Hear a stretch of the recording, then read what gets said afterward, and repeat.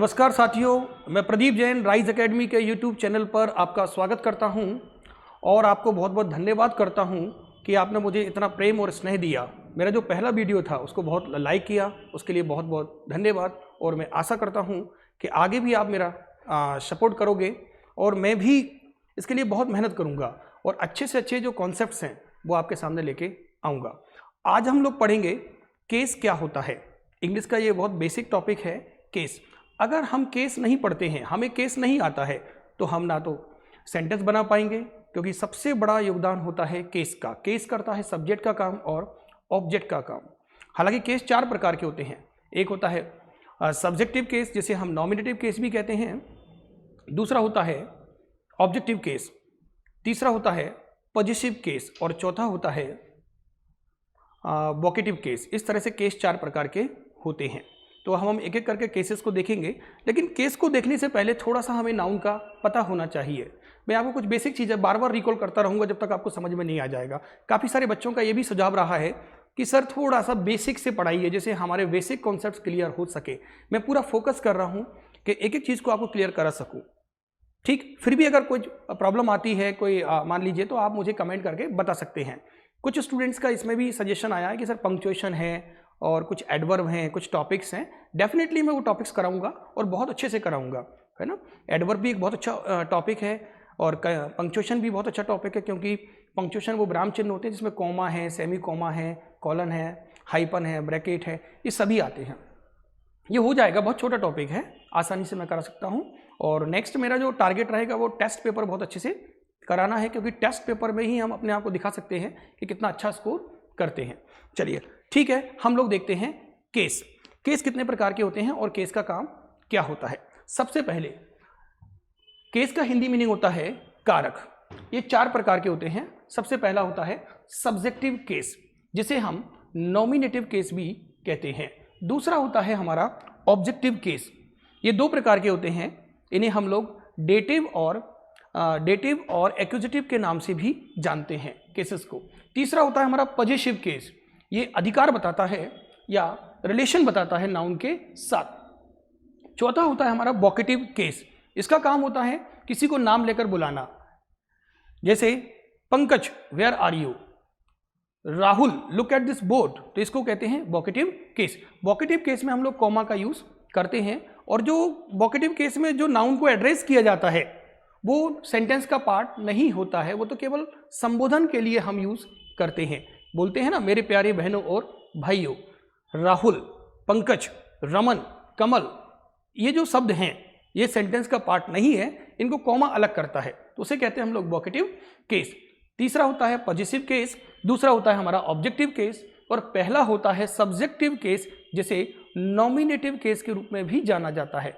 हालांकि ग्रामर की भाषा थोड़ी सी अलग है इनकी, जैसे ऑब्जेक्टिव केस को डेटिव केस और एक्यूजेटिव केस भी कहा जाता है, लेकिन मैं जिस वे में बताऊंगा वो एक बार में ही आपको समझ में आ जाएगा, है ना। इसको पढ़ने से पहले थोड़ा सा आप ये जान लीजिए कि इंग्लिश में जो लिविंग होता है वो सिर्फ ह्यूमन बीइंग होता है।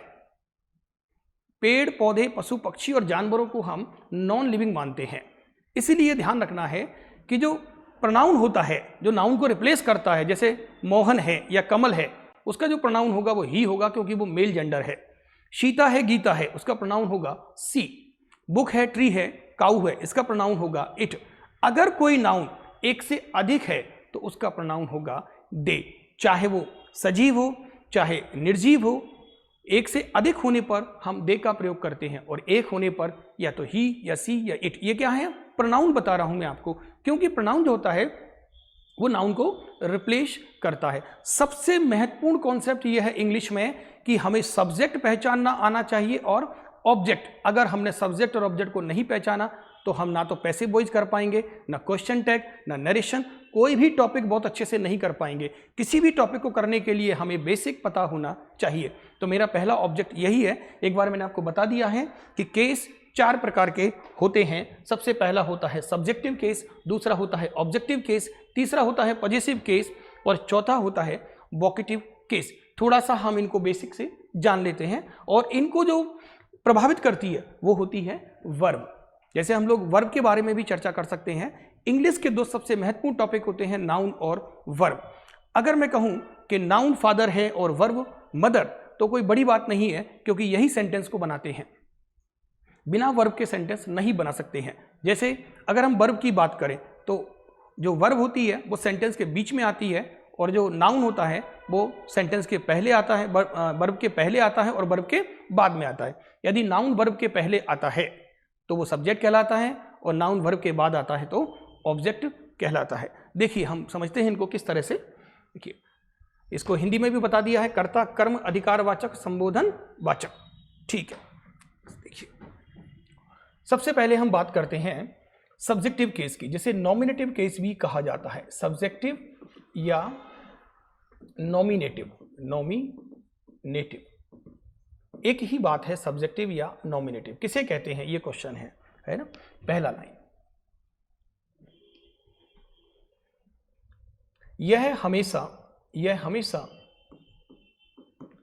वर्ब के पहले आता है, वर्ब के पहले आता है, ए पॉइंट। दूसरा, किसी भी वाक्य में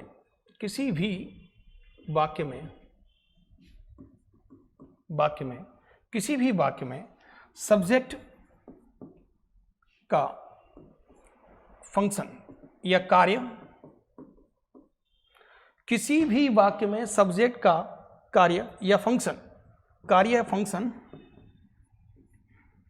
फंक्शन सिर्फ दो ही लोग कर सकते हैं, सिर्फ दो को ही टारगेट करना है, दो ही। कौन कौन है? नाउन या प्रोनाउन। इसके अलावा कोई भी इस कार्य को नहीं कर सकता है, इन दो की जवाबदारी है। तो पहचान लेना कि कोई भी शब्द नाउन वर्ब के पहले आता है तो उसे हम सब्जेक्ट कहते हैं, और इंग्लिश भाषा में या ग्रामेटिकली हम उसको सब्जेक्टिव या नॉमिनेटिव केस कहते हैं। यह हमेशा वर्ब के पहले आता है। किसी भी वाक्य में सब्जेक्ट का जो फंक्शन होता है वो सिर्फ दो ही लोग कर सकते हैं, या तो नाउन या प्रोनाउन। ठीक, ये दो प्रकार के भी होते हैं, सिंगुलर या प्लूरल, ये दो प्रकार के होते हैं। देखिए सब्जेक्ट के नंबर दो होते हैं, सब्जेक्ट के नंबर दो होते हैं। एक को बोलते हैं हम लोग, दो होते हैं, एक को बोलते हैं सिंगुलर और एक को बोलते हैं प्लूरल, एक वचन और बहुवचन। बिल्कुल कॉन्सेप्ट पर ध्यान दीजिए, बड़े महत्वपूर्ण कॉन्सेप्ट है ये। सब्जेक्ट दो प्रकार के होते हैं, सिंगुलर या प्लूरल, और ये भी पता है सबको सब्जेक्ट कहां पर आता है, वर्ब के पहले, और सब्जेक्ट का कार्य कौन करता है, नाउन या प्रोनाउन। ठीक, नाउन और प्रोनाउन में क्या अंतर है? देखिए जैसे मैंने लिखा अजय, तो अजय का प्रोनाउन क्या होगा, ही, तो मैं अजय की जगह ही को लिख सकता हूं, तो ही क्या हो जाएगा, प्रोनाउन। और ही को अगर मुझे ऑब्जेक्ट की प्लेस पर लिखना है तो मैं क्या बोलूंगा उसको, हिम। अभी बात करते हैं इसकी। ठीक, तो पहले देख लीजिए सिंगुलर या प्लूरल। अगर इसमें भी डाउट रहेगा तो हम एक वीडियो इसका भी बना लेंगे कि सिंगुलर प्लूरल को कैसे सिंगुलर से प्लूरल बनाते हैं। ये सबसे महत्वपूर्ण सेगमेंट है नाउन का, कि सिंगुलर से और प्लूरल कैसे बनाते हैं। ठीक, तो सब्जेक्ट के नंबर दो होते हैं, सिंगुलर और प्लूरल। ये तो हो गई सब्जेक्ट की बात बहुत अच्छे से। अब एक दो एग्जाम्पल देख लेते हैं। देखिए, कमल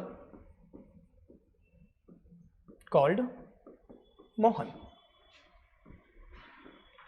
अगर मैं आपसे पूछूं इसमें सब्जेक्ट कौन है, तो इसमें सब्जेक्ट है कमल, ये सब्जेक्ट है कमल, और जो ऑब्जेक्ट है वो कौन है, मोहन, ये ऑब्जेक्ट है। क्यों? वर्ब के जो बाद आता है वो ऑब्जेक्ट होता है, और वर्ब के जो पहले आता है वो सब्जेक्ट होता है। दो ही तो चीज होती हैं, सब्जेक्ट और ऑब्जेक्ट। तो कमल हो गया।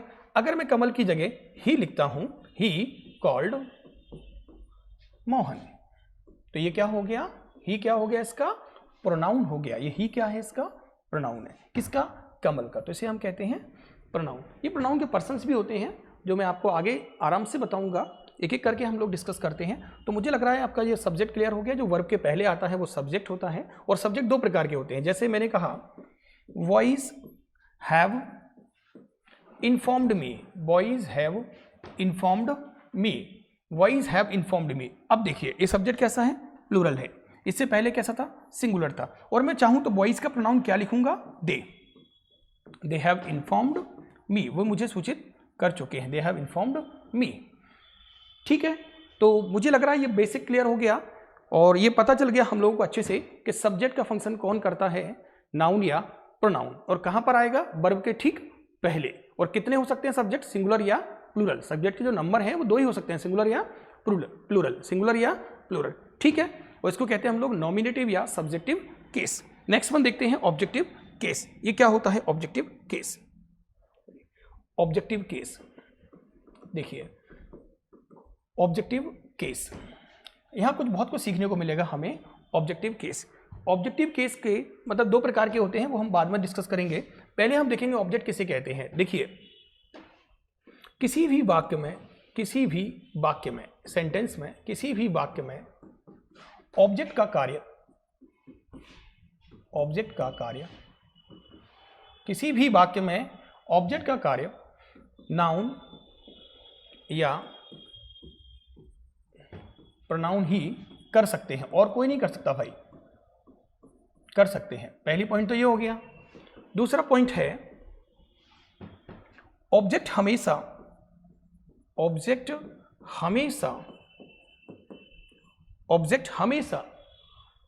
के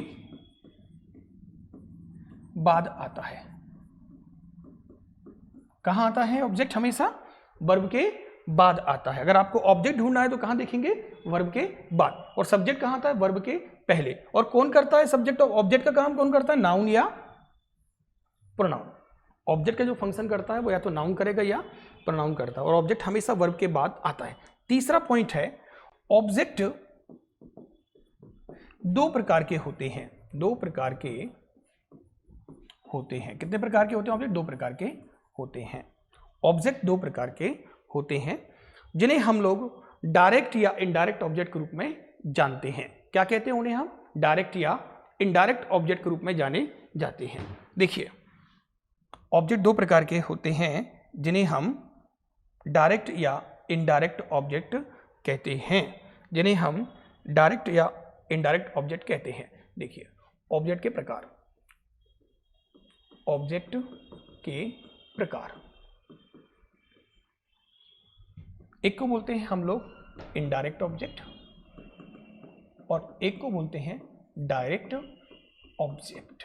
अच्छे से क्लियर करना है क्योंकि यही बेस है। अगर आपका जो बेसिक कॉन्सेप्ट क्लियर है तो मुझे नहीं लगता कहीं भी प्रॉब्लम आएगी इंग्लिश को सॉल्व करने में।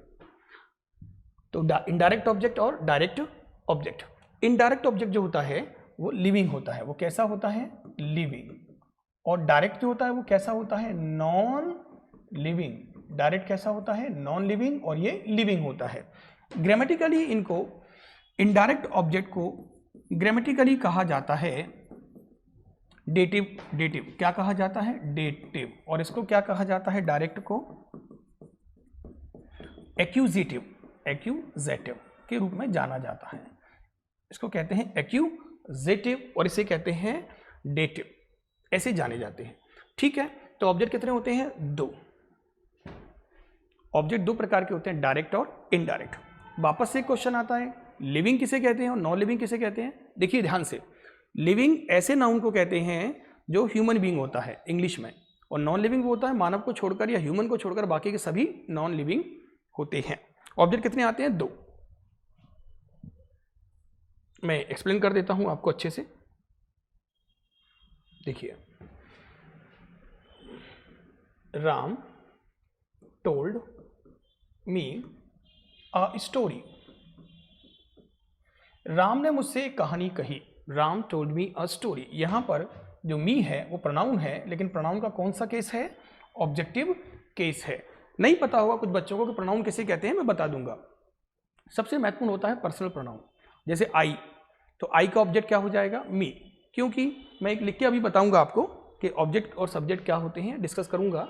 तो Ram told me a story, यहां पर मी की जगह आप लिख दो राम टोल्ड कमल, लिख सकते हैं। राम ने कमल को एक स्टोरी कही। इसे हम कहेंगे डायरेक्ट ऑब्जेक्ट और इसे कहेंगे इनडायरेक्ट ऑब्जेक्ट। मीन्स आप पहचान तो लोगे ना, लिविंग जो होता है वो इनडायरेक्ट होता है और नॉन लिविंग होता है वो डायरेक्ट होता है। ये पैसिव वॉइस में भी हमें हेल्प करते हैं। जब हम पैसिव वॉइस सॉल्व करते हैं तो वहाँ देखना पड़ता है कि हम पैसिव वॉइस डायरेक्ट से बना रहे हैं या इनडायरेक्ट से बना रहे हैं। अगर हम डायरेक्ट से पैसिव वॉइस बनाते हैं तो इनडायरेक्ट को टू से जोड़ देते हैं। ठीक, तो Ram told me a story, इसको मैं ऐसे भी लिख सकता हूं, Ram told me, sorry, Ram told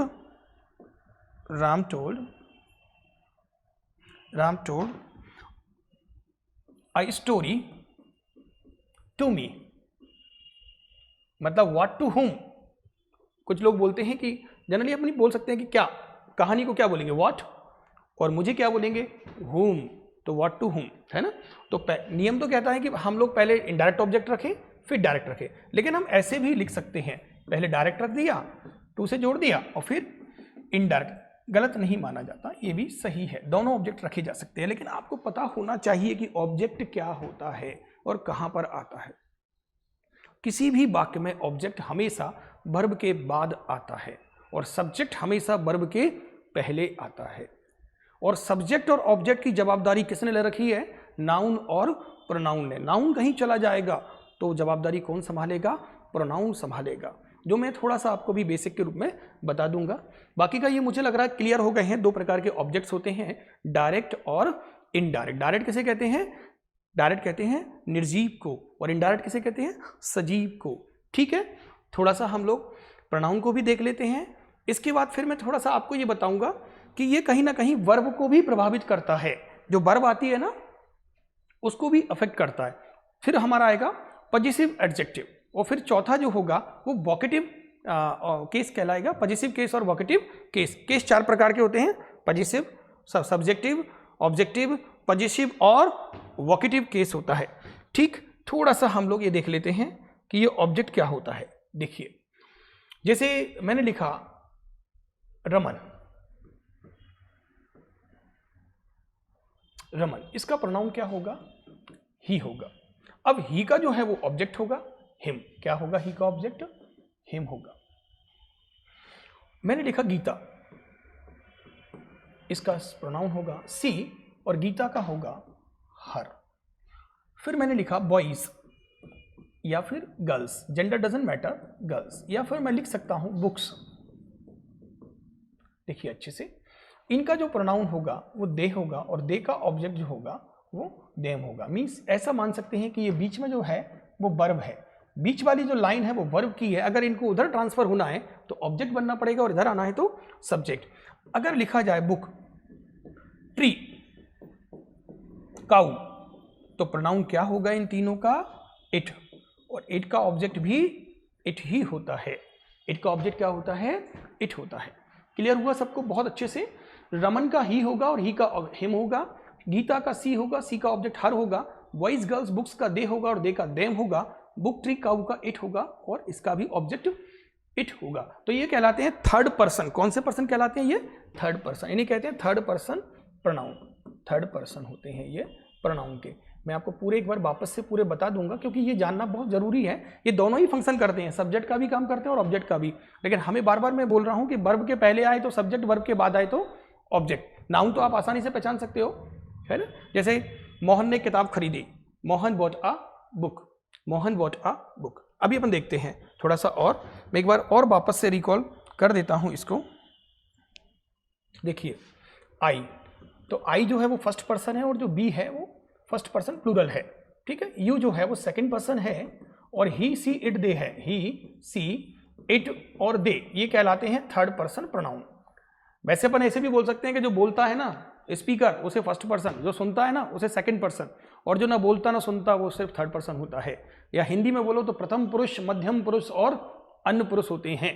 ठीक, आई और बी ये हो गया हमारा सब्जेक्ट। अब मुझे इसको अगर ऑब्जेक्ट में कन्वर्ट करना है तो इसे क्या कहूंगा मैं, ऑब्जेक्टिव केस, और इसे क्या कहूंगा, सब्जेक्टिव केस। लेकिन ये प्रोनाउन के हैं, है ना, नाउन भी कर सकता है और प्रोनाउन भी कर सकता है, सब्जेक्ट ऑब्जेक्ट का फंक्शन। तो आई का कहलाएगा मी, बी का होगा अस, यू का यू होता है, ही का हिम, शी का हर, इट का इट और दे का देम होता है। ये होते हैं सब्जेक्ट और ऑब्जेक्ट। क्लियर कर लीजिए। इसके बिना ना तो आप पैसिव वॉइस कर सकते हैं, ना नरेशन कर सकते हैं, ना क्वेश्चन टैग कर सकते हैं। इनका जड़ है ये बेस है बिल्कुल। ठीक, अब मैं आपको और बताता हूं, आप इसको अच्छे से समझ लीजिए। हिंदी लिखना है क्या? मैं, हम, तुम, ही, सी, इट, दे, ये मेल के लिए, ही ये फीमेल के लिए, निर्जीव के लिए, और ये सभी के लिए।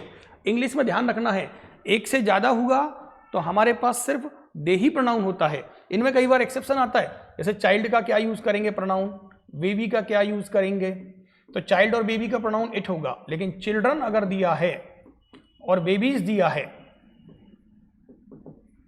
तो प्रोनाउन आएगा दे, क्योंकि एक से ज़्यादा है। यहाँ पर जेंडर मेंशन नहीं है, जेंडर मेंशन नहीं है तो आप ये मत सोचना कि निर्जीव होगा इट लगा दिया, तो ऐसा कुछ भी नहीं है। जेंडर मेंशन ना होने के कारण हमें इट का यूज करना पड़ता है। इसके अलावा अगर आपने बोला कि डॉक्टर है या स्टूडेंट है तो हम इसके लिए ही का यूज करेंगे प्रथम दृष्टि में, इसको मेंशन करने की जरूरत नहीं है। लेकिन आपने बोला लेडी डॉक्टर है, लेडी टीचर है, तो आप क्या लिखेंगे? सी। आपने बोला कलेक्टर है तो क्या लिखेंगे? ही। अगर मेंशन है तो सी, मतलब मेंशन कैसा, जैसे लेडी कलेक्टर, तो आप क्या लिखेंगे? सी। नहीं तो डॉक्टर का क्या होगा प्रोनाउन? ही। ठीक है, तो ये होगा हमारे सब्जेक्टिव केस और ऑब्जेक्टिव केस। अब इसके आधार पर एक कॉन्सेप्ट और है जो मैं आपको डिस्कस कराता हूं। देखिए, एक कॉन्सेप्ट है कि यदि किसी वर्ब के बाद ऑब्जेक्ट आता है, देखिए, तो वो वर्ब कहलाती है ट्रांजिटिव, है ना। जैसे Mohan taught English, Mohan taught me, Mohan taught me English. ये हो गया भाई, ये 3 सेंटेंसेस हैं। पहले में जो ऑब्जेक्ट है उसको कहेंगे अपन लोग डायरेक्ट। बोलो भाई क्लियर है कि नहीं? इसको कहेंगे भाई इनडायरेक्ट। क्यों कहेंगे? क्योंकि ये लिविंग है, और इसमें तो अपन को पता ही है ये इनडायरेक्ट है और ये डायरेक्ट है। एक और प्रभाव पड़ता है इनका, एक और इफेक्ट होता है कि यदि वर्ब के बाद ऑब्जेक्ट आता है तो वर्ब कहलाती है ट्रांजिटिव। यदि वर्ब के बाद ऑब्जेक्ट नहीं आता तो उस वर्ब को कहा जाता है इनट्रांजिटिव वर्ब। और यदि किसी वर्ब के पास एक ऑब्जेक्ट होता है, चाहे वो डायरेक्ट हो चाहे इनडायरेक्ट हो, तो उस वर्ब को कहते हैं मोनोट्रांजिटिव। और यदि 2 ऑब्जेक्ट होते हैं तो उसे कहते हैं डाई ट्रांजिटिव, और एक भी ऑब्जेक्ट नहीं होता तो उसे कहते हैं इनट्रांजिटिव। तो वर्ब के जो बेसिक कॉन्सेप्ट है मैं बता देता हूँ थोड़ा सा, और एक कॉन्सेप्ट और है ना। तो वर्ब के पहले, वर्ब के बाद में, हम सब्जेक्ट और ऑब्जेक्ट की ही बात कर रहे हैं अभी। देखिए, तो ये तो मुझे लग रहा है क्लियर हो गया सभी को। तो अगर हम इसकी बात करें तो ये जो वर्ब हैं, जैसे ये इनकी बात करें तो ये कहलाएगा ट्रांजिटिव वर्ब। तो दोनों ही हैं, ये दोनों ही ट्रांजिटिव वर्ब हैं, दोनों को ही क्या कहेंगे? ट्रांजिटिव वर्ब कहेंगे। दोनों ही ट्रांजिटिव वर्ब हैं, लेकिन जिसके पास एक ऑब्जेक्ट है वो कहलाएगा मोनो, और जिसके पास 2 ऑब्जेक्ट है वो कहलाएगा डाई, और जिसके पास एक भी ऑब्जेक्ट नहीं है उसे क्या कहेंगे? इनट्रांजिटिव वर्ब कहते हैं। जिसके पास एक भी ऑब्जेक्ट नहीं है उसे इनट्रांजिटिव वर्ब कहते हैं। देखिए, हम डिस्कस करते हैं। जैसे Mohan is running in the ground, ऐसा लिखा हुआ है। मोहन कहाँ दौड़ रहा है? ग्राउंड में। तो इसमें जो वर्ड आया वो इन है, और इन को क्या कहते हैं हम लोग? प्रपोजिशन। प्रपोजिशन है ना। यदि देखिए, यदि किसी वर्ब के तुरंत बाद, ध्यान रखना बाद में नहीं तो हम ऑब्जेक्ट रख के फिर प्रपोजिशन लगाएंगे तो वो तो ट्रांजिटिव ही होगा। यदि किसी वर्ब के तुरंत बाद प्रपोजिशन आता है, क्या आता है? प्रीपोजिशन आता है। यदि किसी वर्ब के तुरंत बाद प्रपोजिशन आता है तो उस वर्ब को प्रपोजिशन आता है। यदि किसी वर्ब के तुरंत बाद प्रपोजिशन आता है तो उसे हम प्रपोजिशन का ऑब्जेक्ट कहते हैं। उस शब्द को क्या कहते हैं? प्रपोजिशन का ऑब्जेक्ट कहते हैं। किसका ऑब्जेक्ट कहते हैं? प्रपोजिशन का ऑब्जेक्ट कहते हैं। और जब ऐसी स्थिति बनती है क्योंकि यदि किसी वर्ब के तुरंत बाद प्रपोजिशन आता है तो उसे हम प्रपोजिशन का ऑब्जेक्ट कहते हैं और वो वर्ब हो जाती है इनट्रांजिटिव, अकर्मक। क्या कहते हैं हिंदी में? प्रीफिक्स लग गया ना, प्रीफिक्स जानते हैं ना सभी भाई। प्रीफिक्स का मतलब होता है जो आगे आता है उसको प्रीफिक्स कहते हैं और जो पीछे आता है उसको सफिक्स कहते हैं। तो ट्रांजिटिव के आगे इन लगा दोगे तो इनट्रांजिटिव हो गया, यानी अकर्मक, और हटा दोगे तो सकर्मक क्रिया जिसके पास ऑब्जेक्ट होता है। तो कहीं ना कहीं इसका संबंध वर्ब से भी है, यानी Mohan is running in the ground. तो इसमें जो वर्ब है रनिंग, वो कौन सी वर्ब है? इनट्रांजिटिव। और इनट्रांजिटिव वर्ब का कभी पैसिव वॉइस नहीं बनता है। देखिए और भी मैं एग्जाम्पल डिस्कस कर सकता हूं आप लोगों से। देखो, Mohan is going to market, Mohan is going to market, Mohan is going to market. इसमें टू क्या है? प्रपोजिशन, और मार्केट क्या है? इसका ऑब्जेक्ट। बट वर्ब के तुरंत बाद ऑब्जेक्ट नहीं है। आप बोले सर है तो सही ऑब्जेक्ट, टू ऑब्जेक्ट है तो सही, लेकिन वो प्रपोजिशन है, ऑब्जेक्ट कैसे हो सकता है? क्यों? ऑब्जेक्ट का कार्य कौन करता है भाई? अभी बार बार बता रहा हूं, एक बार और बताता हूं। ऑब्जेक्ट का कार्य, ऑब्जेक्ट का कार्य नाउन या प्रोनाउन ही करता है, और प्रोनाउन अगर इधर आएगा तो ही का क्या होगा? हिम, सी का हर, दे का देम होता है। ठीक, तो ऑब्जेक्ट का कार्य कौन करेगा? नाउन या प्रोनाउन। लेकिन ये तो यहां पर ऑब्जेक्ट प्रपोजिशन बैठा हुआ है, तो ये किसका ऑब्जेक्ट हो जाएगा? प्रपोजिशन का ऑब्जेक्ट। इसका पैसिव वॉइस नहीं बनता, और इस वर्ब का नाम हो जाएगा इनट्रांजिटिव वर्ब। ये कौन सी वर्ब हो जाएगी? इनट्रांजिटिव वर्ब का कभी भी पैसिव वॉइस नहीं बनता है। ठीक, इनट्रांजिटिव वर्ब का कभी पैसिव वॉइस नहीं बनता है। देखिए अब मैं आपको बताता हूं, अगर अपन वर्ब की बात करें, थोड़ा सा मुझे बताना पड़ेगा। ट्रांजिटिव वर्ब है ना, ट्रांजिटिव वर्ब। इस ट्रांजिटिव वर्ब को दो भागों में बांट सकते हो आप। एक को नाम दे सकते हो मोनो, एक को दे सकते हो डाई। आप बोले कैसे? मोनो ट्रांजिटिव मतलब एक वर्ब हो, और दो वर्ब हो तो डाई ट्रांजिटिव। आपने कहा सर एक भी वर्ब ना हो तो बोल दो इनट्रांजिटिव। अगर एक भी वर्ब नहीं है तो क्या कहलाएगा? ये इनट्रांजिटिव। और इनट्रांजिटिव का पैसिव वॉइस नहीं बनता। इसमें एक भी वर्ब नहीं आता, मतलब सॉरी एक भी ऑब्जेक्ट नहीं आता, एक भी ऑब्जेक्ट नहीं होता है, नो ऑब्जेक्ट नहीं होता है। जब ऑब्जेक्ट नहीं होता है तो उस वर्ब को क्या कहते हैं? इनट्रांजिटिव। और ऑब्जेक्ट होता है तो ट्रांजिटिव। अगर दो हुए तो डाई ट्रांजिटिव, और एक हुआ तो मोनो ट्रांजिटिव। जैसे एग्जाम्पल और देता हूं, सी gave me a book, C gave me a book, और सी गेव अ बुक, और सी वॉक्स इन द गार्डन। अब बताइए आप, ये जो प्रपोजिशन है इसके पास जो नाउन है वो किसका ऑब्जेक्ट है? प्रपोजिशन का। ये प्रपोजिशन का ऑब्जेक्ट कहलाता है। एक और कंसेप्ट समझ लीजिए, यहीं से बेसिक पढ़ रहे हैं पूरा। ये प्रपोजिशन है और इसके पास इसके बाद कौन आ सकता है? नाउन, और इसके बाद क्या आ सकता है? प्रोनाउन। लेकिन प्रोनाउन का कौन सा केस आएगा? ऑब्जेक्टिव। किसके बाद? प्रपोजिशन के बाद। भाई ये बेसिक चीजें हैं, अगर आपने ये सीख ली तो मुझे नहीं लगता कोई प्रॉब्लम आएगी आपको बेसिक कॉन्सेप्ट मतलब क्वेश्चन करने में। तो प्रपोजिशन का जो बेसिक कॉन्सेप्ट है उसमें उसके बाद या तो नाउन आएगा या प्रोनाउन का ऑब्जेक्टिव केस आएगा। देखिए, राम इज सिटिंग बिसाइड, लिख दूं मोहन, और आई की जगह लिखूंगा मी, सही होगा क्योंकि इसे चाहिए प्रपोजिशन का ऑब्जेक्टिव, सॉरी प्रोनाउन का ऑब्जेक्टिव केस। तो ये हो गया हमारा प्रपोजिशन, और प्रपोजिशन के बाद जो कोई भी शब्द आता है वो कहलाता है उसका ऑब्जेक्ट। क्या कहलाता है? प्रपोजिशन का ऑब्जेक्ट। यहीं से मैं एक क्वेश्चन आपको क्लियर करता हूं, सब्जेक्ट वर्ब एग्रीमेंट क्लियर हो जाएगा आपका। देखिए एक क्वेश्चन है, a man with his wife and 5 children. यहां बता दीजिए इज आएगा कि आर आएगा। हालांकि ये जो केस है आपको ये पहचानना है कि सब्जेक्ट कौन है इसमें? ये इसका ऑब्जेक्ट है भाई पूरा यहां तक, और ये मेन जो है वो सब्जेक्ट है, और वर्ब किसके अकॉर्डिंग आती है हमेशा, सब्जेक्ट के अकॉर्डिंग, है ना।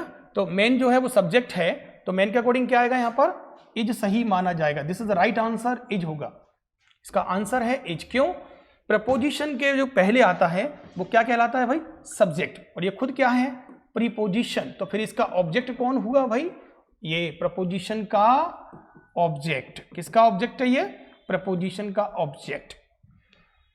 मैंने आपको यहां से ये कॉन्सेप्ट क्लियर करा दिया है कि ट्रांजिटिव वर्ब किसे कहते हैं, मोनो ट्रांजिटिव क्या होती, डाई ट्रांजिटिव क्या होती, और इन ट्रांजिटिव वर्ब किसे कहते हैं।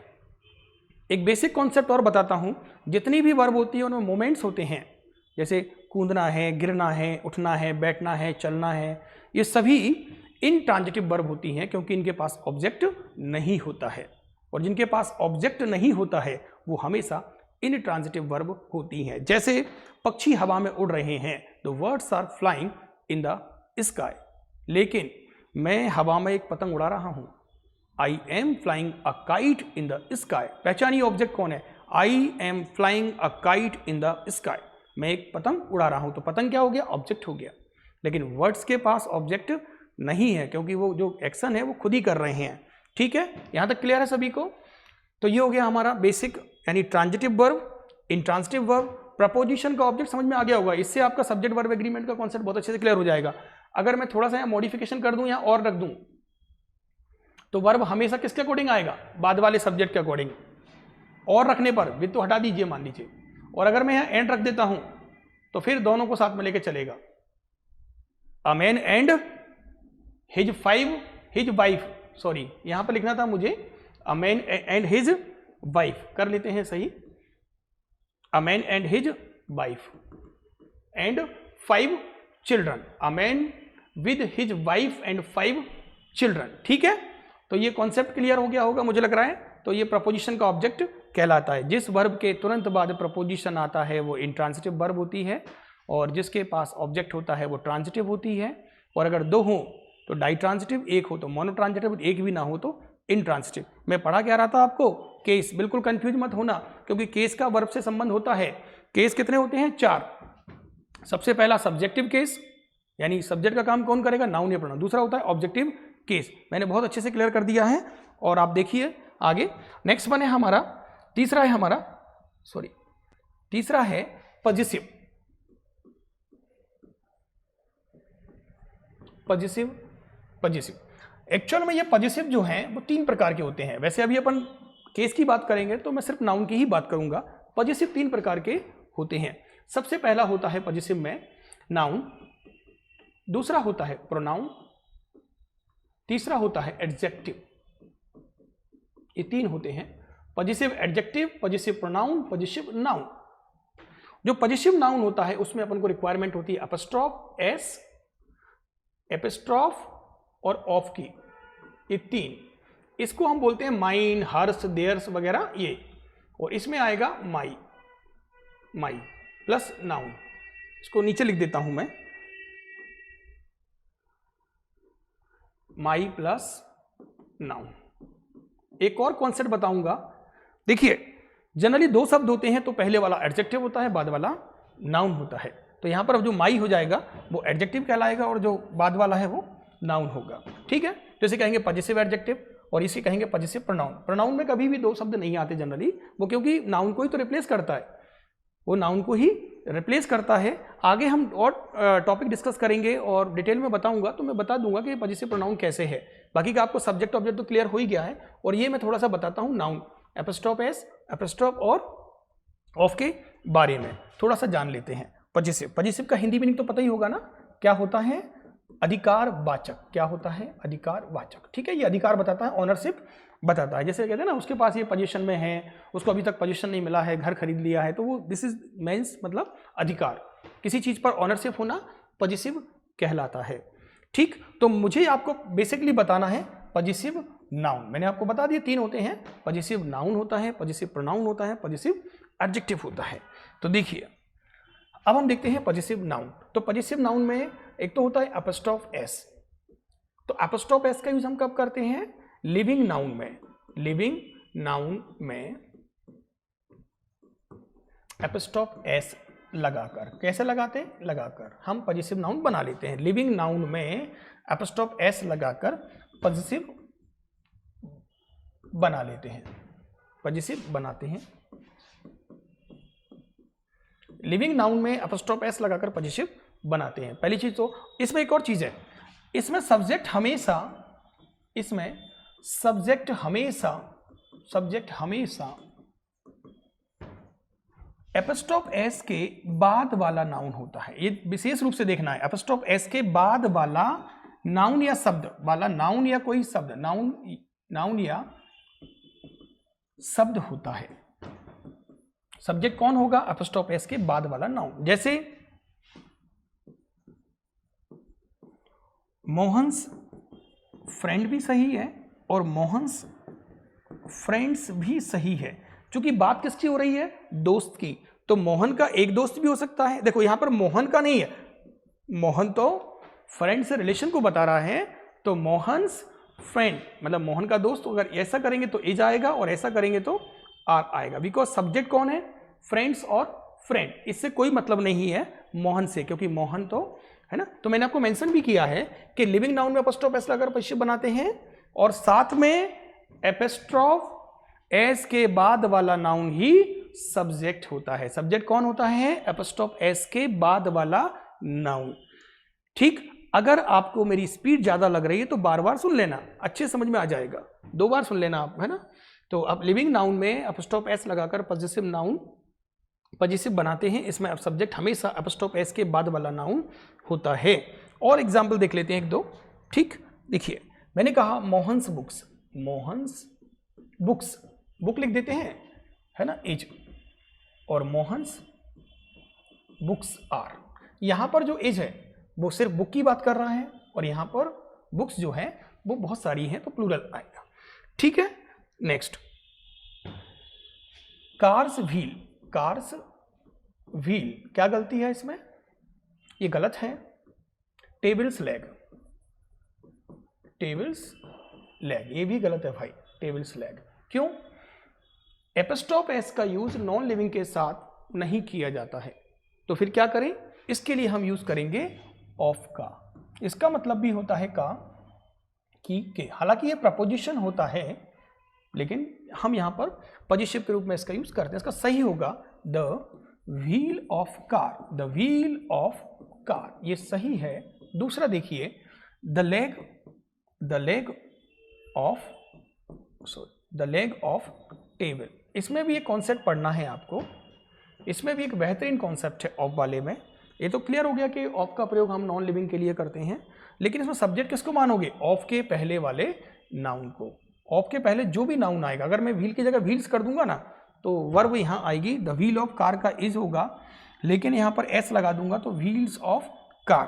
तो आप एक लाइन लिख सकते हो ऑफ वाले में, इसमें हमेशा, इसमें सब्जेक्ट हमेशा ऑफ के पहले वाला नाउन, ऑफ के पहले वाला नाउन या प्रोनाउन या जो भी नाउन होता है, ऑफ के पहले वाला नाउन होता है। क्या होता है इसमें, सब्जेक्ट हमेशा, वो जैसा होगा वैसी ही वर्ब आएगी, है ना।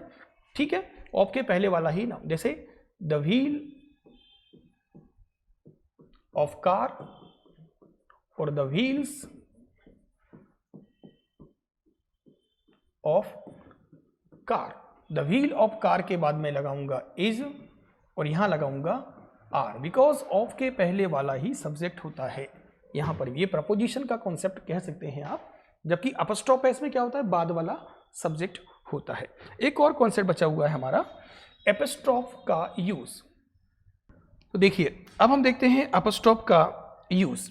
एपिस्ट्रॉफ का यूज हम कहां करते हैं, सिर्फ अपस्ट्रॉफ का यूज करना है, सिर्फ अपस्ट्रॉफ का यूज कहां करते हैं, देखिए ये है अपस्ट्रॉफ। ऐसा नाउन जो ऑलरेडी प्लूरल है, ऐसा नाउन जो प्लूरल है जिसमें एस दिया है, तो हम केवल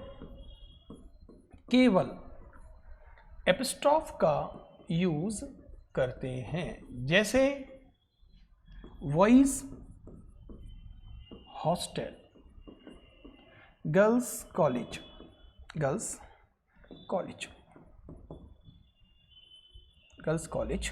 ठीक, इसमें एक बात और ध्यान रखना है आपको, इसमें सब्जेक्ट कौन है, बॉयज या हॉस्टल। पॉजिटिव में हमेशा सब्जेक्ट, देखिए पॉजिटिव मतलब अपस्टॉप है और अपस्टॉप में सब्जेक्ट हमेशा बाद वाला होता है, जबकि ऑप में हमेशा पहले वाला होता है। तो इसका जो आंसर है वो इज होगा और इसका भी इज होगा, भले यहाँ पर बॉयज लिखा हो, है ना, लेकिन आपने लिख दिया वुमेन्स कॉलेज, कॉलेज, तो वुमेन्स कॉलेज में अपस्टॉप एस लगेगा, मतलब आप अवॉइड नहीं कर सकते, चाहे भले सिंगुलर हो चाहे प्लूरल हो, दोनों में लगेगा। अगर मैं क्योंकि हमें पता होना चाहिए कि MEN मैन जो होता है वो सिंगुलर होता है और MEN मैन जो है वो प्लूरल होता है। प्लूरल वाला या वुमन बोलोगे तो दोनों में ही आपको अपस्टॉप एस लगाना पड़ेगा। ये हो गया हमारा पॉजिटिव प्रोनाउन। तो पॉजिटिव नाउन बहुत अच्छे से क्लियर हो जाएगा, एक बार नहीं दो बार देखना, और इससे ज़्यादा कुछ है भी नहीं है। लेकिन और कुछ एक्सेप्शंस हैं इसके पॉजिटिव नाउन के, वो हम डिटेल में पढ़ेंगे, जब क्वेश्चंस लगाएंगे तो मैं वहाँ बता दूंगा आपको कि इसके बाद क्या आएगा। लेकिन आपका रिस्पॉन्स मिलना बहुत ज़रूरी है मेरे लिए, तभी मैं मोटिवेट होकर मैं इंस्पायर हूँ, या मतलब मैं अच्छे से और अच्छा अपना बेस्ट दे सकूँ। देखिए नेक्स्ट वन है,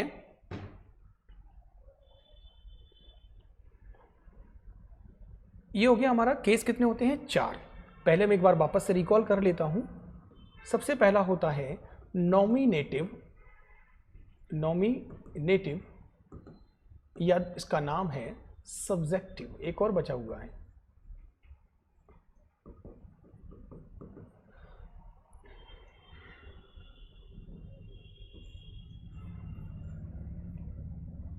देखिए सबसे पहला होता है सब्जेक्टिव, जिसका दूसरा नाम है नॉमिनेटिव। थोड़ा जानकारी हो गया होगा आपको, सब्जेक्टिव और नॉमिनेटिव। दूसरा होता है ऑब्जेक्टिव, जिसके 2 नाम हैं। तीसरा होता है पॉजेसिव, जिसको 3 प्रकार के होते हैं, बाकी हमने देख लिया पॉजेसिव नाउन, जो कैसे बनता है, अपस्टॉप, एपस्टॉप और ऑफ, 3 तरीके से बनता है। चौथा होता है vocative case, vocative case, vocative case, इसको बोलते हैं हम लोग संबोधन वाचक, है ना, इसको अधिकारवाचक बोलते हैं, इसको अधिकारवाचक बोलते हैं, संबोधन, है ना, संबोधन या संबोधक, है ना, संबोधन वाचक। ठीक, तो ये लास्ट वन बचा हुआ है, वो डिस्कस करते हैं, वोकेटिव, वोकेटिव केस। भाई इसमें क्या करते हैं, इसको कहते हैं हम लोग इंग्लिश में एड्रेसिव केस, इसे कहा जाता है एड्रेसिव केस। एड्रेसिव मतलब किसी व्यक्ति को नाम लेकर उसको बुलाते हैं और उसकी जनरली वो सेंटेंस का पार्ट नहीं होता, है ना। देखिए मैंने कहा Raman comma look at this picture, Raman इस पिक्चर की तरफ देखो, लुक एट दिस पिक्चर। एक बात ध्यान रखना है, ये जो रमन है वो सेंटेंस का पार्ट नहीं है, वो सिर्फ एक एड्रेसिव केस है। एड्रेसिव केस बोल सकते हैं या फिर वोकेटिव केस बोल सकते हैं, क्योंकि लुक एट दिस पिक्चर ही सेंटेंस है, इंपरेटिव सेंटेंस है। मैंने कहा Mohan comma don't make a noise, Mohan don't make a noise, Mohan शोर मत मचाओ, Mohan don't make a noise. तो ये भी हो गया। या फिर कई बार बोलते हैं ना स्टूडेंट्स, वी लर्न इंग्लिश, में कॉमा लगाना जरूरी है भाई, जो जिसे हम लोग बोलते हैं पंक्चुएशन, कॉमा का बहुत जरूरी है होना इसमें। स्टूडेंट्स वी लर्न इंग्लिश, हम इंग्लिश सीखते हैं। या फिर मैंने बोला Pankaj comma where are you, where are you, जो पंकज है वो सेंटेंस का पार्ट नहीं है, लेकिन उसको हम संबोधित कर रहे हैं। बोलते हैं ना मेरे प्यारे बहनों और भाइयों, जैसे बहुत सारे स्टेटमेंट दिए जा सकते हैं, तो इसे कहते हैं हम लोग वोकेटिव केस। तो केस हमारे बहुत अच्छे से क्लियर हो गए हैं। केस की संख्या जो होती है मैंने बता दी है, 4 होती है, सब्जेक्टिव, ऑब्जेक्टिव, पॉजिटिव और वोकेटिव। और साथ में हमने ये भी पढ़ा ट्रांजिटिव वर्ब किसे कहते हैं, इंट्रांजिटिव वर्ब किसे कहते हैं। ट्रांजिटिव वर्ब उस वर्ब को कहते हैं जिसके पास ऑब्जेक्ट होता है, और इंट्रांजिटिव वर्ब उसे कहते हैं जिसके पास ऑब्जेक्ट नहीं होता। साथ में हमने ये भी देख लिया कि मोनोट्रांजिटिव क्या होती है, डाई ट्रांजिटिव क्या होती है ना। इससे हमें आगे की जो टॉपिक्स हैं उनको पढ़ने में बहुत हेल्प मिलेगी। और नेक्स्ट टॉपिक जो भी होगा, मुझे लग रहा है कि मुझे आपको नेक्स्ट टॉपिक में सेमी वोवेल या जैसे एक्रोनिम, होमोनिम्स, होमोनिम्स हालांकि पेयर ऑफ वर्ड्स में काउंट किया था। जैसे आपका एक टॉपिक और भी है, जैसे एक हो गया केस, है ना, ये मैंने आज आपको पढ़ा दिया। दूसरा है pair of words, pair of words करके भी एक टॉपिक है ना, पेयर ऑफ वर्ड्स। ये मैं नेक्स्ट वीडियो में शूट करूंगा, नेक्स्ट वीडियो में रिकॉर्ड करके, या फिर जैसा भी होगा, अगर आप लोगों का सपोर्ट मिलेगा तो हम लाइव क्लास में भी जाएंगे। पेयर ऑफ वर्ड्स, तो देखिए पेयर ऑफ वर्ड्स में जैसे बोलते हैं हम लोग होमोफोन्स और होमोनिम्स, ये हम पढ़ेंगे आगे, होमोफोन्स और होमोनिम्स। ठीक है, तो अभी तक के लिए बहुत बहुत धन्यवाद।